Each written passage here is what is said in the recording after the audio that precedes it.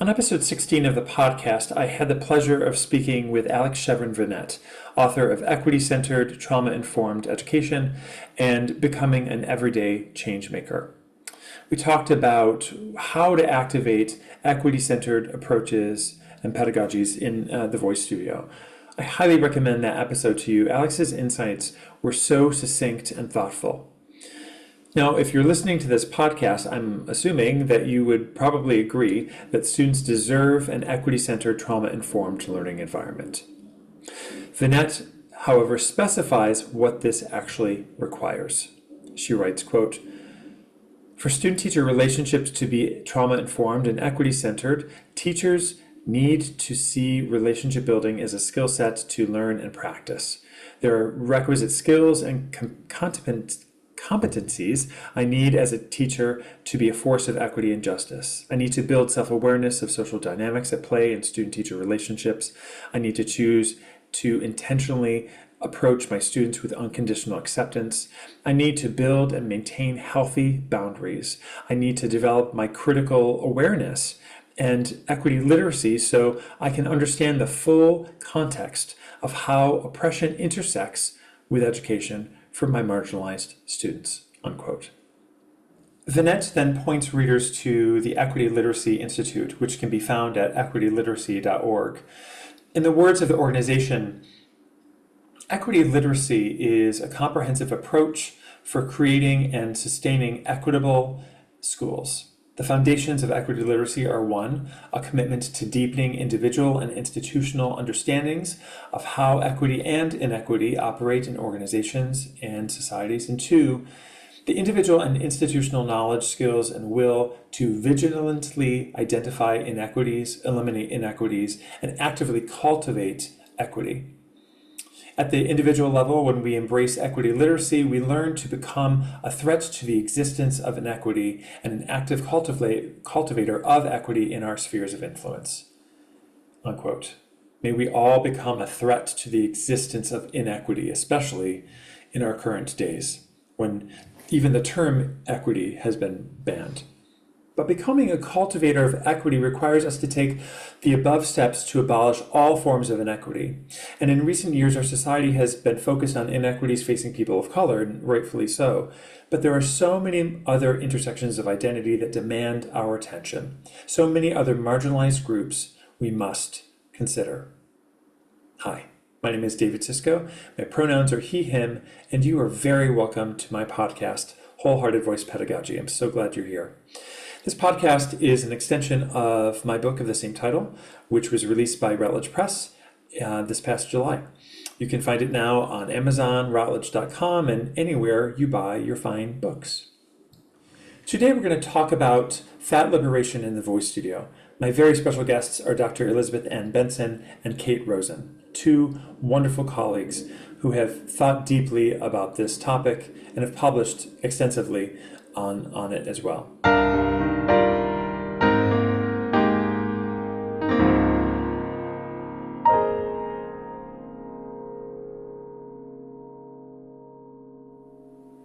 A little bit about today's guests. Dr. Elizabeth Ann Benson is recognized as a dynamic scholar, pedagogue, and performer.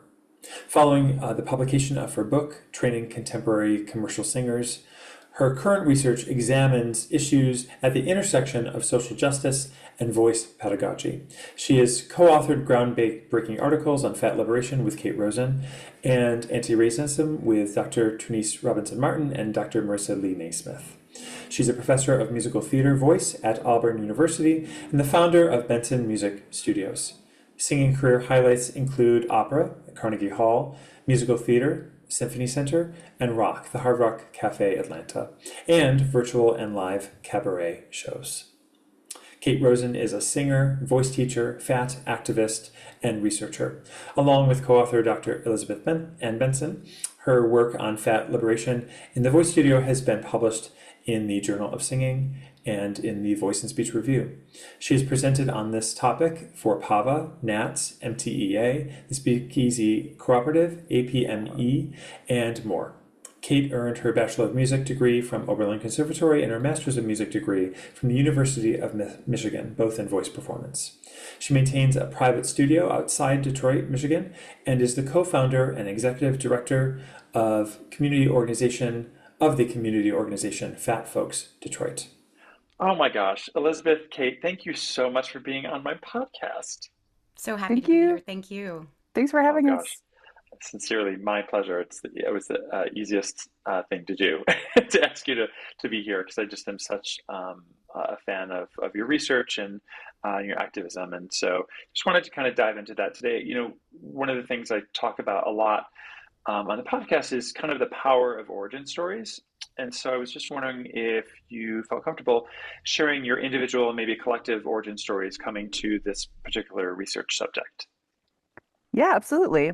I'll start like at the beginning. I grew up fat and I grew up loving music and loving musical theater. And so when I was a kid, uh being in a bigger body was definitely something I was trained to like fight against for my whole life and was put on diets super young. I think my first Weight Watchers meeting I was 7. It's Wow. been like a yeah, being fat has been a feature in my life for my whole life. And I was in love with musicals from like I can't even remember a start point. It's like before long-term memory appeared in my brain. Um, and so when I was starting to train my voice in high school, I really wanted to do musicals and I was sort of encouraged toward classical music. And when it came time to choose a path for college, I was encouraged to choose classical with a very coded suggestion that was like because I wasn't much of a dancer, which I wasn't, but also I felt like I knew what that meant, which was that I was too fat to be um, going to a musical theater BFA program. And so 2 classical degrees later, teaching voice and discovering musical theater again. And um, at some point in the late 2010s, I started to discover body positivity and then fat liberation and intuitive eating and all of that stuff. And really started to get into that and into my own eating disorder recovery. And I started figuring out that there were a lot of problems I had encountered. I started really reflecting on the problems I had encountered in my life as a fat person pursuing a life in music. And that's what really brought me to sort of um, the synthesis of those 2 worlds of like fatness and voice. And I'll let Thanks for sharing Elizabeth that. share Yeah, next. sure. Well, I had my own, personal journey with hitting perimenopause, and I discovered I was unable to maintain the thin privilege I had enjoyed for most of my life. I definitely was raised drinking the Kool-Aid of mainstream fat phobia, and experienced a lot of privilege due to my smaller size. But what I found was that I started to sort of awaken my awareness to the intersection of social justice and voice pedagogy because of the one-to-one nature of what we do, that we are working with human beings, whole entire humans who are telling stories, and that involves their entire identity, every aspect. And so I was already doing a little bit of research and publishing in the areas of anti-racism and inclusion. And an article came out that really upset me, sort of implying that the best solution to the mainstream fat phobia in our performing arts industry was that we should all just be thin. And I thought that's ridiculous. I got really fired up about it. And Kate and I connected through the Speakeasy Cooperative, Oh and yeah. we decided to form a partnership where we would use academic prose to fight this incorrect point of view that we felt was really not fair to the industry and not at all inclusive or progressive. So we have really enjoyed, I think, a very fruitful partnership because we bring 2 very different perspectives to the work. And for me, Kate's lived experience has been just incredibly illuminating. I have learned so much from her and from the research, but I've also really come to deeply understand the importance of galvanizing thin privilege in the fight for fat liberation. That this is a fight that thin folks must participate in, and vociferously. That we will not have an equitable industry if we don't all demand that it be equitable. So I think that it is a really wonderful combination of our points of view that we're able to bring to the work. And I have blind spots that she gently corrects me on, and I really appreciate that generosity. But it helps me also to communicate to other folks who grew up with that mindset of fat phobia and thin privilege to be aware that that they are living with privilege. It's just something we're so blind to because it's so socially acceptable to be fat phobic. Yeah. So it's really changed a lot of how I navigate the world, and even how I do regular everyday things. But it's affected my pedagogy in really profound ways that I have found to be incredible. And to see students thriving and lighting up, there's just nothing like that. And if I was not aware of what their journey could possibly be, I wouldn't be able to be as good a teacher to them and to help them really figure out who they are, and how to shine on stage. Obviously, the words we use carry incredible meaning, especially as teachers. And so I was wondering if you could first define the term fat and maybe give us some examples of fat affirming language that could be used in the voice studio. Absolutely. So the word fat is such a loaded word for a lot of people. And it's just sort of the word that has been settled on in the fat liberationist community, um, as a word that we can use to identify ourselves, to form a community. We need a word. And because the very thing we're trying to describe is so universally almost reviled, we have to have some word that we agree is going to be our word. So for right now, it's fat. Language evolves. Perhaps later it will be something else. Sure. I personally identify as fat the same way I identify as tall, the same way I identify as a brunette. It is, to me, a neutral descriptor of my body. It is a positive descriptor of my body. Um, Not everyone has to use that word. So I want to be clear, like if you're a person in a larger body, you can use that term, and you don't like the word fat, or that word has been weaponized against you and you don't feel um, that you can claim that word, you don't have to. You can use Hmm. whatever words feel good to you. The reasons we don't use words like curvy, Rubenesque, it feels so evasive and like um, euphemistic, and we want to address the thing head on, instead of acting like it's something to be feared. And we also really avoid the terms overweight and obese because those are very pathologizing medical terms based on the BMI, which is another whole issue because it's very not not scientifically very relevant, not even designed by a physician. And those are words that are used to do things like deny fat people life-saving surgeries.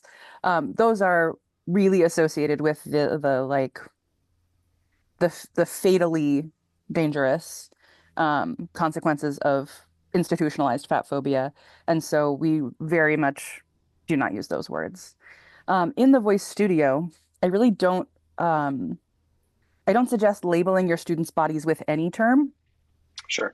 There is no correct term to label your students' bodies, whether that's fat or thin bodies in front of you. Um, but if you are talking about, like, say you have a student come in a small body who would like to sing Tracy Turnblad, it would be appropriate to say, well, this character is a character in a larger body. This is a fat character. This is a whatever, however you want to say it, plus size character. And so this would be not appropriate demographically. Let's try XYZ, right? Find a different thing, just like you would if there was a different demographic mismatch, Sure. to try and be sensitive to creating opportunities for folks in those marginalized identities. Um, I would say I also use the word fat in my studio when I want to talk about my body. If I want to say, as a fat person, this hits me this way, this line, right? Or something like that. But I would say, in general, um, fat affirming language is going to be more about what you don't say, more about how you don't criticize other bodies or your own body, rather than making descriptors of a student's body. Hmm. I just want to underscore and thank you for mentioning the evolution of language, right? And just kind of highlight something that Elizabeth said. Like this is one of the many reasons why we have to be engaged in this work all the time, right? Because things do change, and we want to be able to speak to the moment of how we're continuing to think and create space for all people.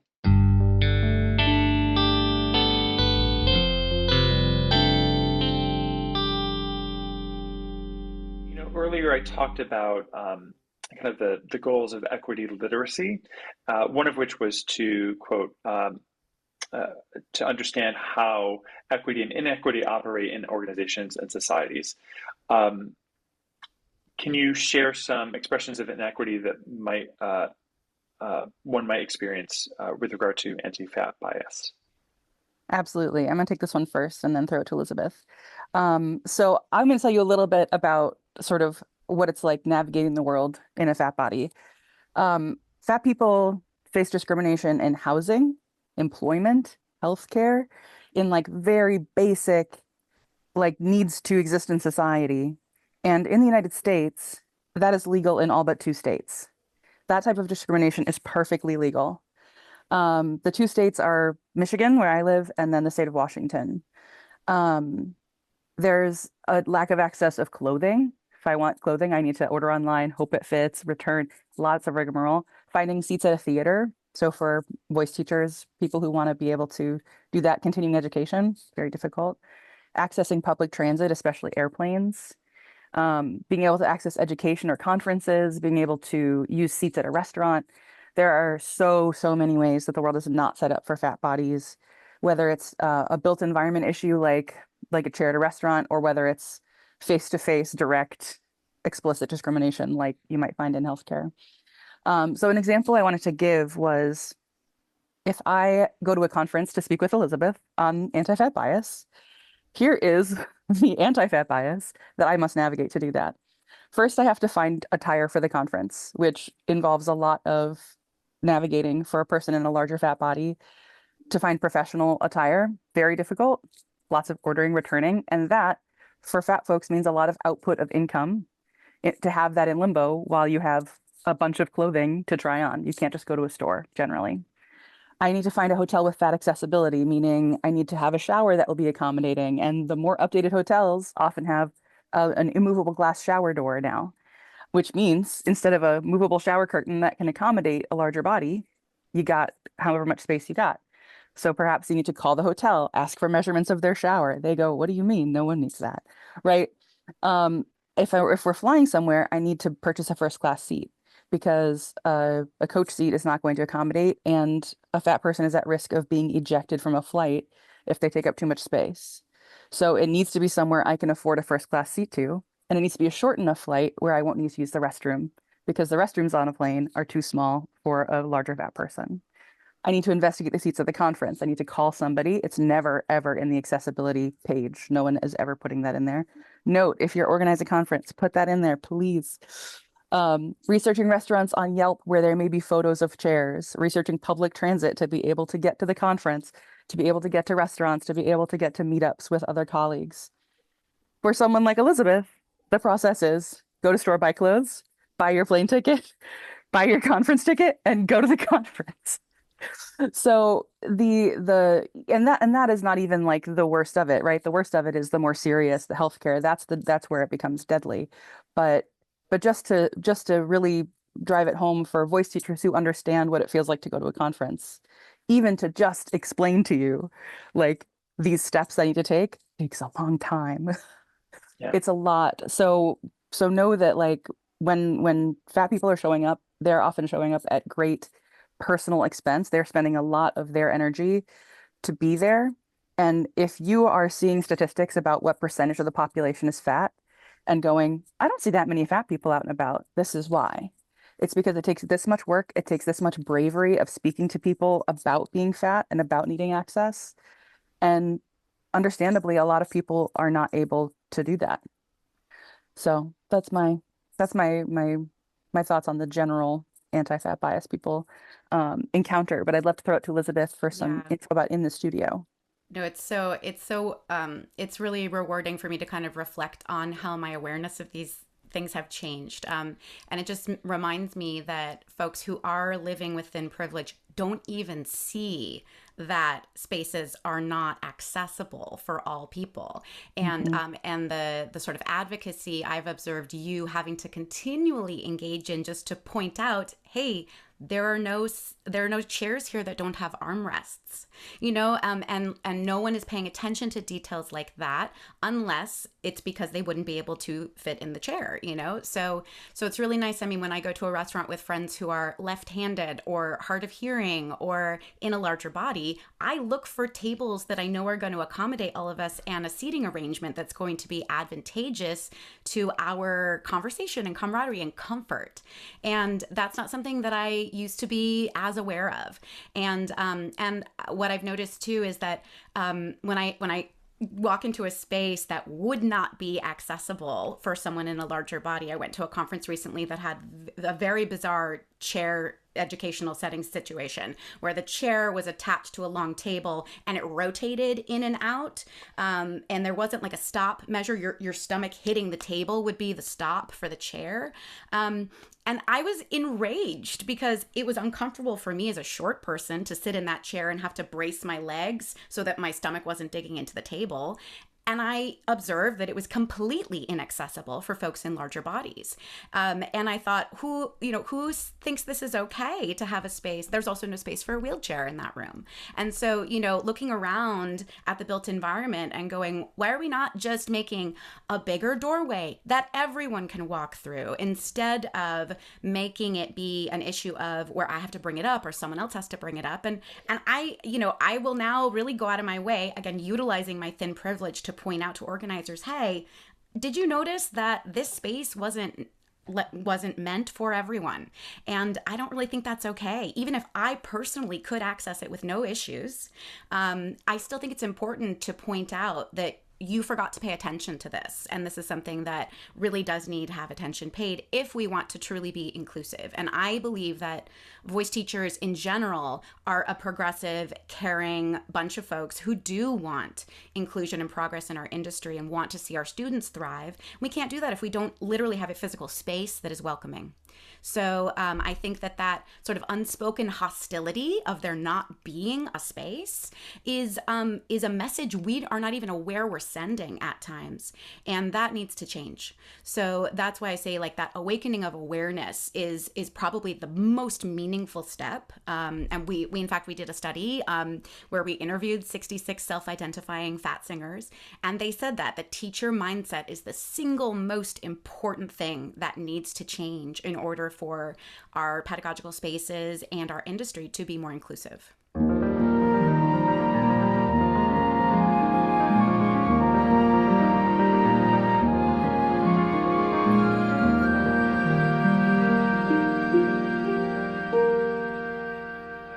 wrote a two-part article for the Journal of Singing, which I want to recommend to our listeners, and entitled Anti-Fat Bias in the Singing Voice Studio. And you write, quote, "There is some anecdotal evidence that singers in fat bodies may have decreased sense of interoception, particularly with core muscles. This is not due to being out of shape, but more likely has to do with internalized responses to fat trauma. Are there different ways in which fat trauma can materialize in the singer's body, and how might a voice teacher recognize it, and in what ways is it appropriate to address it, and how might they address it?" I know that's a kind of several questions in one. Yeah, no, it's great. I want to start by just clarifying, when we say fat trauma, that it is not traumatic inherently to be fat, but that the ways that fat people are treated is traumatic.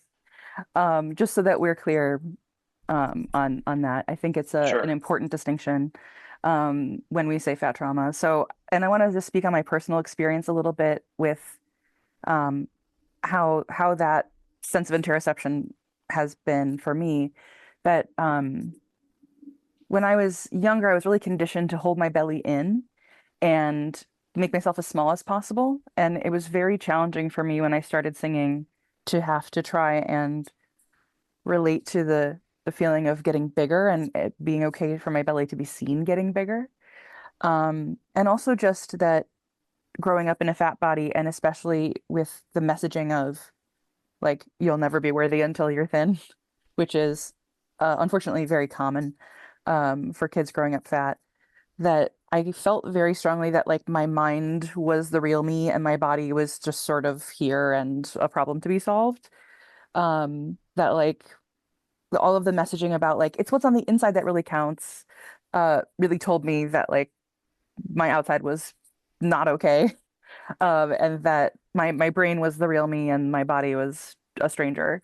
And so when your basic training is that way, it's very hard to do the fine-tuned body connection work that singing can often demand.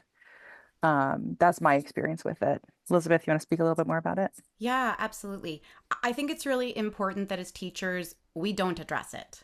We don't directly address it and that we don't initiate a conversation about it. If a student comes to us and wants to discuss, then absolutely listen, be responsive, pay attention to not just what they're saying, but the nonverbal communication they may be offering as well. I think that, as we have to talk about core muscles, we have to talk about the abdomen. I think it's important to use muscular terminology, anatomical terms, to not infuse any jokes or anything about your own body when you're talking about your belly, maybe not even using the word belly. Maybe we want to just be very specific about what muscles we have. But if you, for example, ask a student to place their hand on their belly and they stiffen and all of a sudden look quite uncomfortable, that is something that we need to pay attention to. The student doesn't need to have said a single word for me to be able to observe that there's something uncomfortable about this, at which point, I can pause and check in and say, would you like to switch to a different activity? I don't have to say, are you uncomfortable right now? Please tell me. And so I think it's like about offering options to a student so that they feel that they have agency in navigating what's happening in the lesson, but also making sure that we are being creative about the different ways we have to potentially communicate information that we're trying to get across to a student.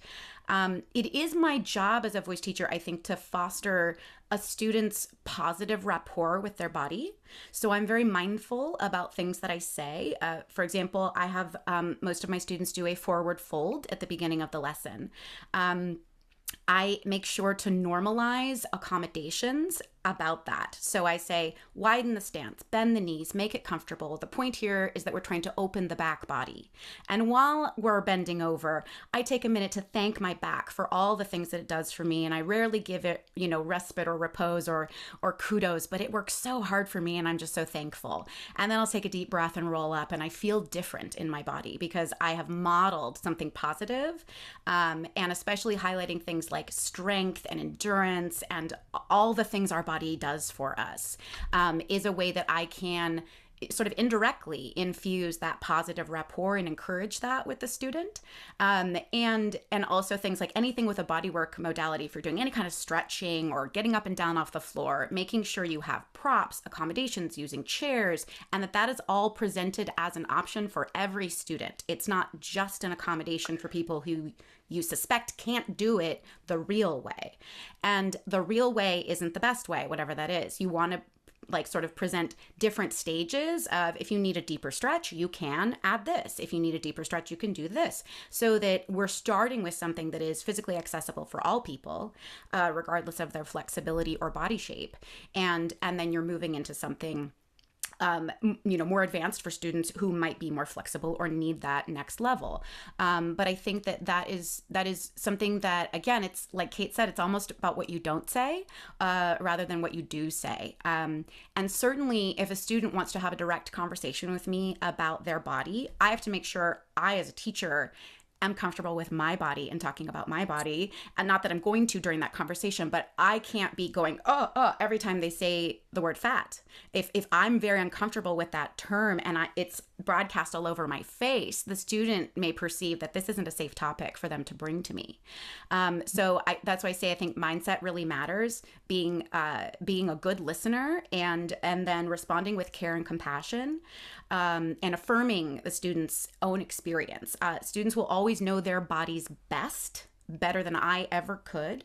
And I think us as teachers having respect for that, for their awareness or lack of awareness about what they're feeling, is important.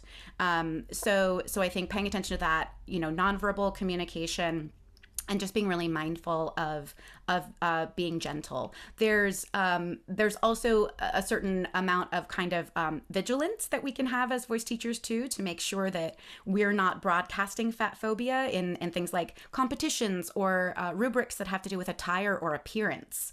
The word flattering is a very coded word that is a word I no longer use at all.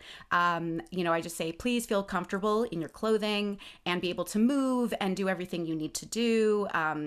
It should be, this level of formality, and that's it. Like you don't need to talk about how tight or how loose it is or how low cut it is or how, where the hemline falls. And so again, I think it's about kind of more neutralized language, and making sure that we are checking our own bias, which may be previously infused in a lot of the things that we do, and trying to move forward in a different way, in a more inclusive way.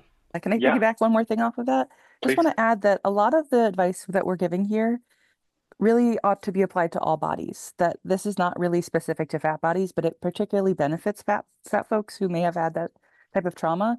But you really never know looking at somebody if they have had trauma in their body, if they have had trauma in around other aspects of their lives, if they have had experience with anti-fat bias. You can generally assume that everyone in our world has encountered anti-fat bias, even if they're in a smaller body. Like fat phobia actually hurts all of us. Yep. And so I think I just wanted to add that please feel free to extend this kind of loving approach and this really linked into the way that your student is reacting, to all of your students, because this type of trauma can affect anybody, and it's outside of our scope of practice to find out who is traumatized. We Right. just need to notice what's noticeable, and then move forward in the gentlest, most loving way. Yeah, Well and said. Thank you. folks of all body sizes can experience body dysmorphia and eating disorders. Yep. So again, it is outside our scope of practice to know a student's trauma history. So I think the gentlest, safest approach is, again, that positive rapport with the body, because anyone who's had an eating disorder has some type of antagonistic relationship with their body that may make it very difficult for them to perceive their body and utilize their instrument, and to access all the parts of the instrument in a harmonious way. So I think it's probably safe to assume if you're female in the United States, you've probably had some kind of antagonistic moment with your body, and probably, folks of all genders. So, but certainly the larger society sends a lot of messages about what women are supposed to look like. I, as someone who's raised two teenagers, conditioned female, I can tell you that they are getting those messages loud and clear, regardless of what I'm saying at home. So it's definitely something to take into consideration for all students.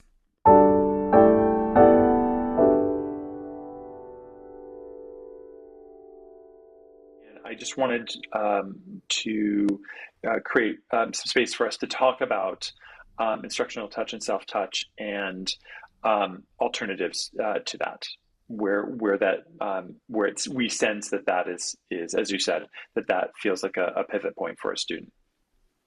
Yeah, absolutely. Well, our point of view is a strong one, which is that we don't think that we should be touching our students anymore. Kate and I both think that that's not okay.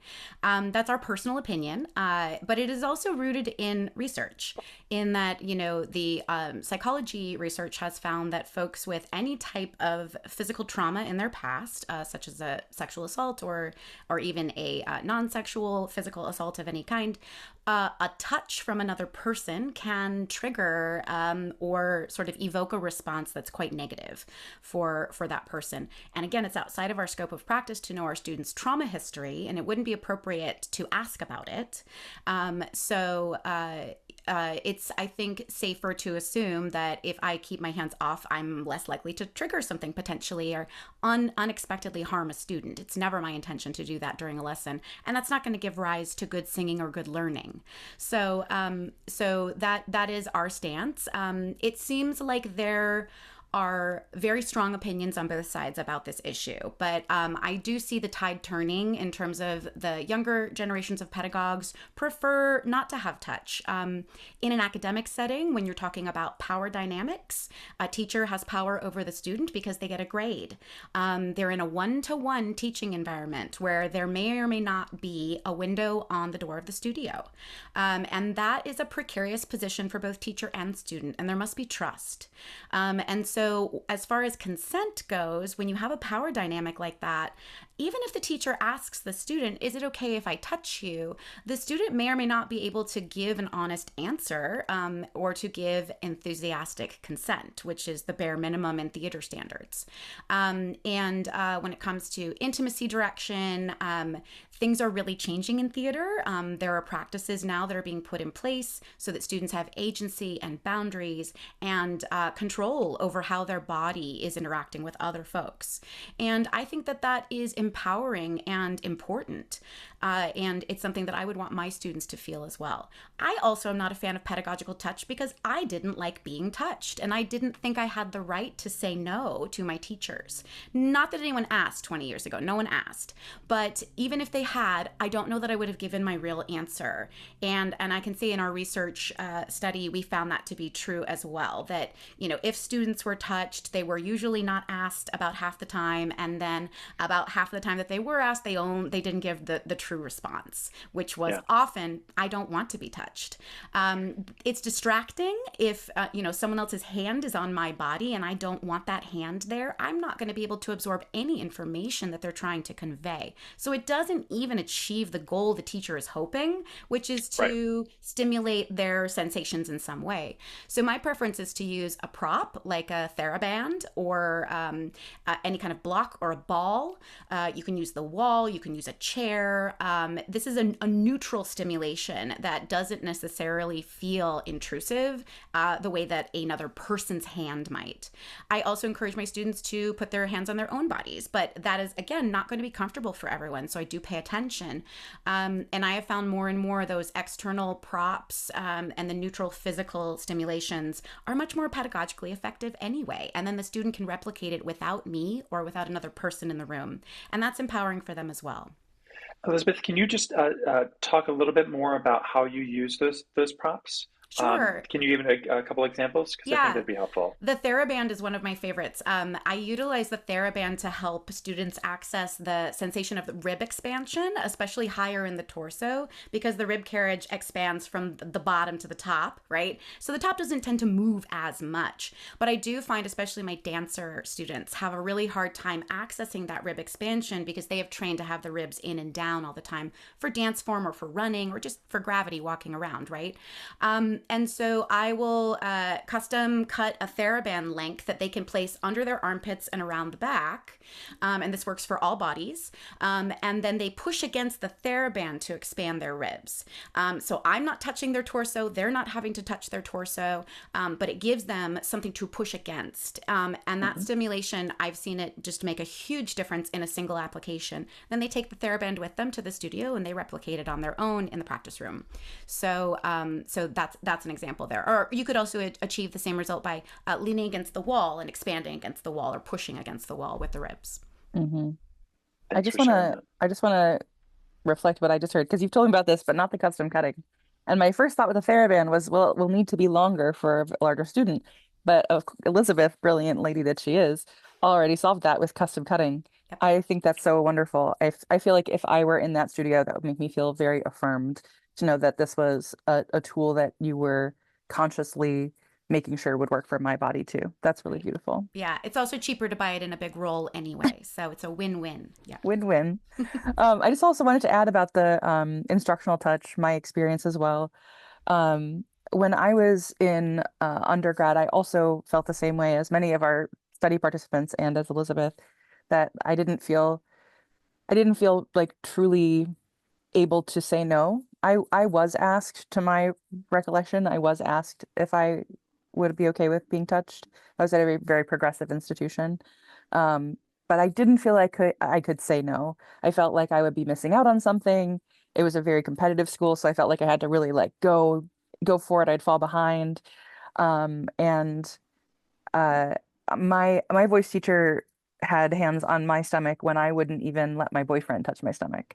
It was like the most intimate thing I could think of to have someone's hands touching my stomach because as a person whose weight is in my stomach, my size is mostly in my stomach, that was the thing I had learned the most to hate in my growing up. And so I think especially I just also feel like evolutionarily our tummies are just like so vulnerable, right? Like it's there's no ribs there, there's nothing like protecting all that viscera. It's there's something so intimate about touching a stomach. And I I never felt like it really helped me. Like Elizabeth said, I felt mostly distracted. I felt mostly self-conscious. I felt mostly worried about what the person touching my body was thinking about my body and not okay, how does this feel for my singing? Um, so I also don't use any pedagogical touch. I don't touch my students at all. And I will be trying some of Elizabeth's prop methods. I generally have been using self-touch and the wall, but now I'm going to get a TheraBand roll. That's amazing. I didn't even know you could buy it in a roll. You That's so can. cool. And I also just I just want to acknowledge that like I've have had an evolution of understanding because I grew up with pedagogical touch, and I have used it in my studio previously, and it's been in the last couple of years thanks to your research and research of others that I'm like I need to revisit this, right? And it's just a reminder. I think we've been talking about evolution, right, in language and in understanding, and I think it's really important um, to that's why it's so important for us to be engaged in taking in this research and continuing to stretch ourselves so we are aware of these things that I realized just much as you said, Elizabeth. It's like I always asked the student if it was okay, but I was like, hello, you're in a position of power. Of course they're going to say okay. Right. Like I never had a student say no. And I was like, yeah, that's your sign that Mm, it's something that you should not be doing. Right. And so I think it's important that we talk about that too, that, yeah. that we, yeah, and whether that comes up with our students directly, but that we need to we need to continue to evolve in the way that we think about things. And because if we're really wanting to make a space that is welcoming to all, we are, there are new things that we can be aware of each day Hmm. to do that. I want to just add, I think it really important to anyone who's listening to this or watching this and thinking, oh my God, I've really messed up. Oh my God, I didn't know any of this stuff. It's okay to not have known and now know. It's okay. It's okay if this was a gap in your knowledge and now you're going to move forward and do differently. I think embracing the fact that we will always have ignorance, that we will always have blind spots. Oh, that we will always have. I actually just noticed a little tiny microaggression in that phrase from me, that we will always have things that we don't notice because blind spots can be like a not very cool term to use. It's a bit of an ableist term, so I apologize. But that we can always have these opportunities. And so if you are new to this and it feels like a lot to take in and it feels like maybe you haven't been um, doing doing well by your larger bodied students so far, there's time. It's okay. It's okay to that if today is the start of the new thing.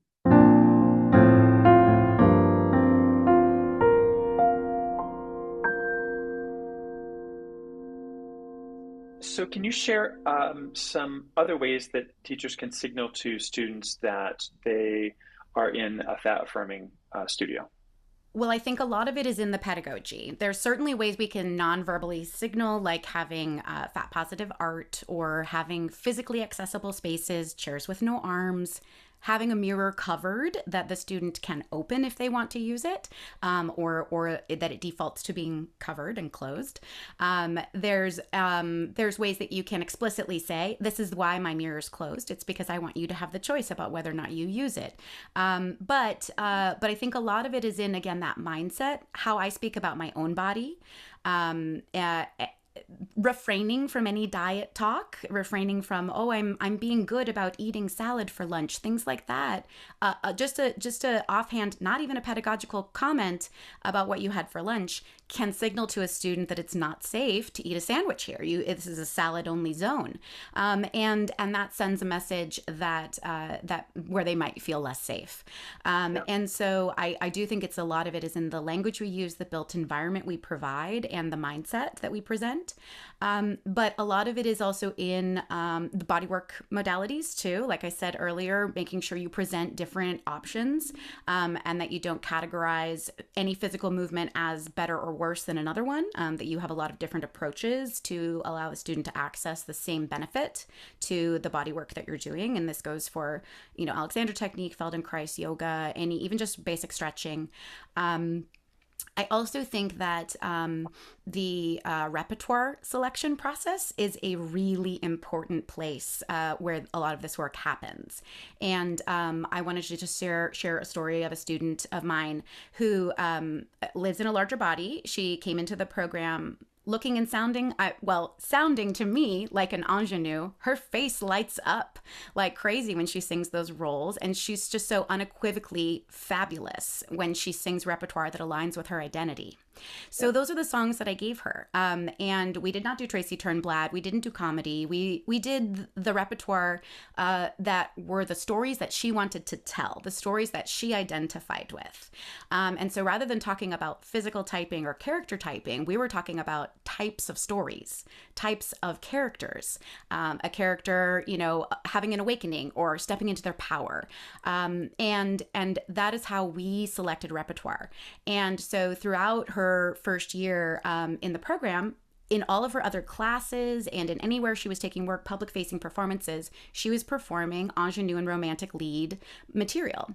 And then second year, she was cast as a romantic lead in one of the shows. And we had never had an explicit conversation about her body at all, or about any kind of agenda I have for fat liberation in the department, even though I definitely do. But she, I had never told any of my other colleagues, hey, make sure you look past how she looks and pay attention to how she sounds. I had never had to say anything explicit. And the way she was perceived in the department changed because of the material I was helping her navigate to present externally.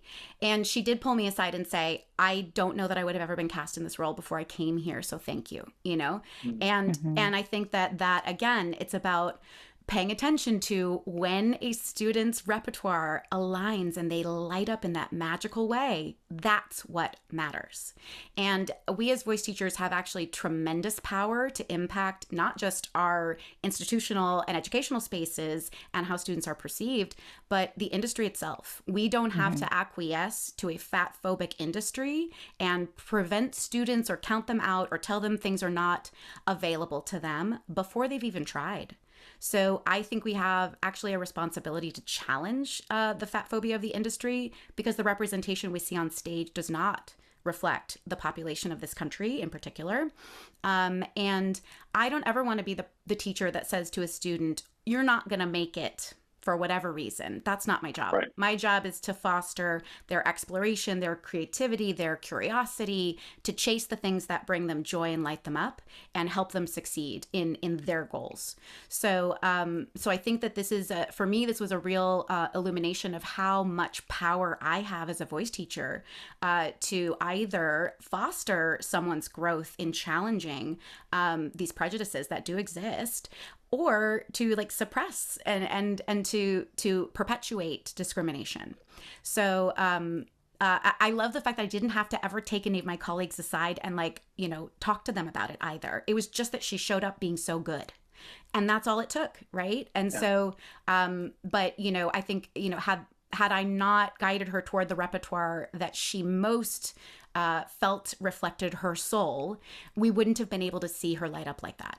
I think a way into that kind of thing can also be if you have a new student coming in, asking them sort of about their dream roles, where do they see themselves, where do they see their career, what types of roles that are already out there do they see themselves in? And if you notice that they're only limiting themselves to roles that are the mothers and the Tracy Turnblads and the traditional back row roles. And of course, it's not just about women, but I feel like fat women and femmes are especially punished for their fatness in the performing arts. Um, and if you notice, like, hey, these are all sort of this one type of thing, like, are there any romantic leads that interest you? Like, are there any of this type of role? Like, or being like, I hear your voice for an Elphaba. I hear your voice for a Belle in Beauty and the Beast, right? Just sort of, if somebody gives them the idea that maybe they could do something else, that might, even in that like little germ of a way, could maybe open up their idea and maybe get them into a pathway like Elizabeth had with this student, if they don't have um such a strong idea or a strong pull towards something initially, that they might need a little more encouragement. That conversation about dream roles could be a way in, a gentle way in, um, for all students, but Yeah. especially for students who might have already come in with some um, pre-installed bias that someone gave them about what their abilities are. Yeah, and Um, students of many different types of backgrounds. That's Mm-hmm. certainly true, yep, right? Yeah. absolutely. We're already having these conversations, especially with our gender fluid students. We have to be very Hmm. explicit about what type of stories do you want to tell? What type of roles do you want to play? Hmm. Because I don't know unless I ask. Yeah. And so it just, again, it's yet another application of being truly inclusive. And I think being aware of previous biases and biases that the industry may perpetuate, to keep people out, and we don't want that. We want more representation, we want more variety, we want more inclusion, and we want to know the stories. Like we want people to be able to feel comfortable bringing themselves into what they're doing, Hmm. and expressing themselves in the most meaningful way. So that is I think, just if you are an inclusive teacher in general, this is another way to practice that. And it goes Hmm. right along with conversations about racial identity, mixed race identity, and other things that may not be as obvious as we might think. Yeah. I think some other signals we can give are being generally extremely interested in their bodily autonomy. I think if somebody is generally giving me a lot of cues that they are interested in, like, what feels good, what feels like the limit, like, please tell me no. I love when you say no. No is my love language, right? Like, if you are really handing the reins over to somebody and making sure they know that they are absolutely driving this whole thing, um, I think that also signals an openness to fat positivity in the way that, like, if someone's trusting you to know your body, then they're trusting your body, right? So that's something that I try to implement a lot, is just being very um, clear from the first lesson, and then reinforcing a lot that, like, hey, if something doesn't feel right, let me know and we will stop immediately. If you don't like something, it makes you uncomfortable physically or emotionally, let me know. I have a million ways to do whatever thing we're doing. We don't have to do it this way. Um, and then in regards to the chair and the mirror, I also wanted to address those. The mirror idea, having if you have a full length mirror, having it covered or doing away with the full length mirror has a lot more to do with body image and body dysmorphia than with fatness, because there's nothing inherently bad about being a fat person and looking in the mirror. However, if you have experience with body dysmorphia or body image concerns, standing and staring at yourself for an hour can be really, really distracting and damaging and activating. Um, I personally do not have a full length mirror in my studio. I have a hand mirror that we pull out as needed. And even when we pull out the hand mirror, I notice my students hold it and look somewhere else. I notice Hmm. that it is my like absolute least useful tool in the studio. Students do not want it. Maybe they'll look at it for a second and be like, oh yeah, I should open my mouth a little bit more. I see it's more closed than I thought. But then they're like, they don't look at it. Right. So again, noticing those like physical cues, that if you're holding it and you're looking fully away, you don't have to keep holding that thing. Like, we can put that down. You can rest your arm. Um, and then with the chair, I want to add the additional couple of parameters. Make sure that you have a chair with a pretty high weight capacity, because coming in with a chair that has no arms is great, but if it's still kind of a rickety old chair, I still probably won't sit on it. Um, and then explicit permission to use it whenever. The general consensus as I was going through my training was that all singing lessons had to occur standing. And Mm, um, some of my like physical limitations, I had like plantar fasciitis for a while. Like trying to stand for an hour with plantar fasciitis is really hard, right? It was very painful and distracting. It didn't make me more engaged in my singing lessons. So um, having a chair with a highway capacity with no arms, and most importantly, explicit permission to use it whenever, with the recognition that like some people who are wonderful singers, like Ali Stroker, who is a wheelchair user, never stand. And to insist that all good singing is done standing is actually pretty ableist.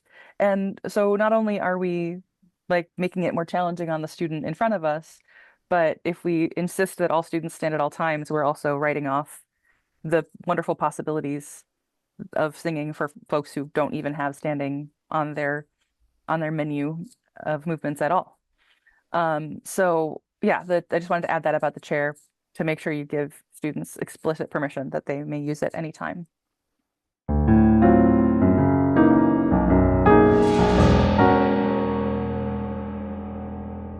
Kate, you've been doing some really marvelous advocacy work through your organization, Fat Folks Detroit, and I was just wondering if you could maybe talk a little bit about the organization and what you're currently working on. Absolutely. Fat Folks Detroit is an organization I co-founded and I am executive director of. And we are a community organization here in Metro Detroit. And we create community events for fat people. We've done a really amazing fat swim where we rented out an outdoor pool and it was fat folks only. And to be around with just a bunch of other fat folks in their swimsuits having a great time and having snacks and getting to know each other is just the most fun. We recently did a fall cider mill visit. We'll do an anti-diet cooking class that we're going to join in that Julia Turshen is offering. She's a really amazing um, fat positive chef. If anybody is ever interested in some lovely, um, very, very like safe recipes, safe in terms of you're not going to be encountering gross diety language in her recipes. And we also last fall did a great event with the Detroit Symphony Orchestra. The seats in their orchestra hall are of absolutely unpredictable varying widths and pitch being like your leg room.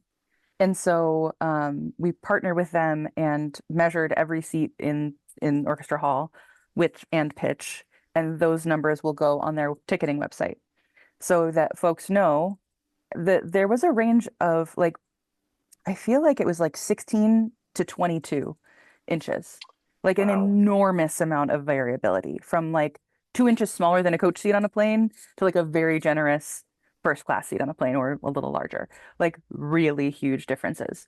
So now, once they get it on their site, people will be able to see, okay, this is a 16-inch seat. I cannot fit in that. But if I move two over, then I can get this seat that is 22 inches. And so that's that's been our first like really accessibility focused event to help increase accessibility in our community because for fat folks in most cities, being able to access something like the symphony is really challenging.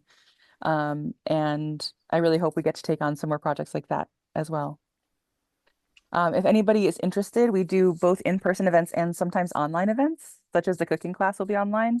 So if you'd like to join us for anything, you don't have to be local for the online. We are Fat Folks Detroit on Instagram. Excellent. And I'll add that to this. Folks. Yes. And it's FOLKS and not with an X. Excellent. And I will make sure to put that in the show notes so Thank you. people can find. Yeah, sure. Gosh, this has been such a rich conversation as I knew it would be. And I was just as we're kind of wrapping up, wanted to ask kind of your continued research. I know you continue to write together and make plans to present sessions and workshops. And I just wanted to give you a moment to kind of talk a little bit about that and maybe places where people can kind of connect with you. Absolutely. Yeah. Well, we have 3 published articles already, the part 1 and 2 in the Journal of Singing, Anti-Fat Bias in the Voice Studio. And then through the Voice and Speech Review Journal, we have Fat Liberation in the Voice Studio. And those are, that article is actually presents some of the data from our study. So we're getting the information firsthand from people's lived experiences.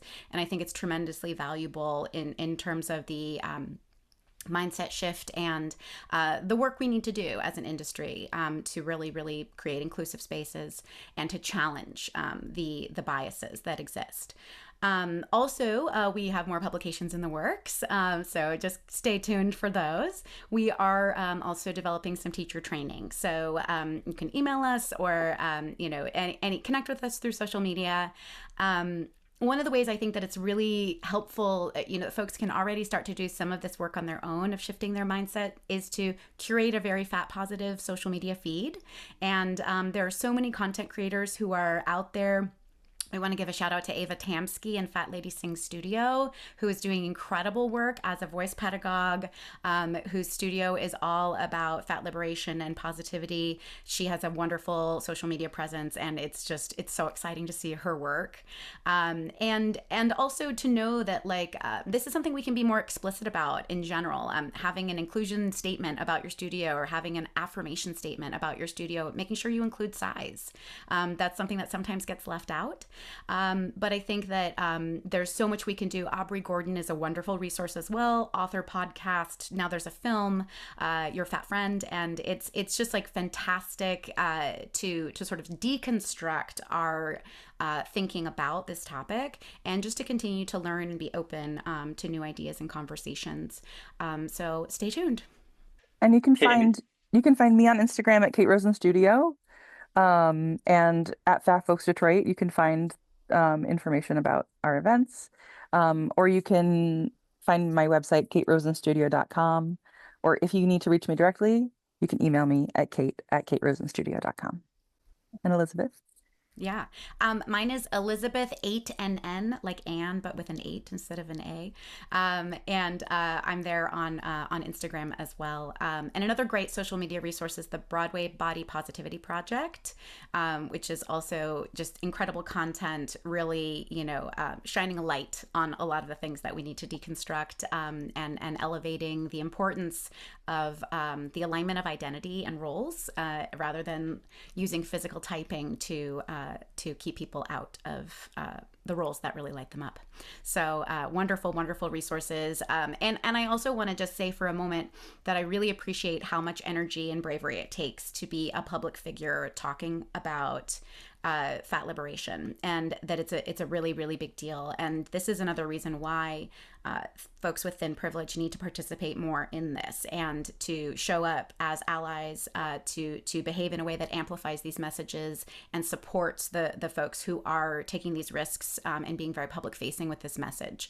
It's something that, like Kate said, it harms all of us, and I think it's up to all of us to change the way things have been. Thank you so much for your time today. Just so grateful for both of you, for your research and for your tremendous heart that you bring to this research subject. Appreciate you. Thank you, David. Thank you for having us.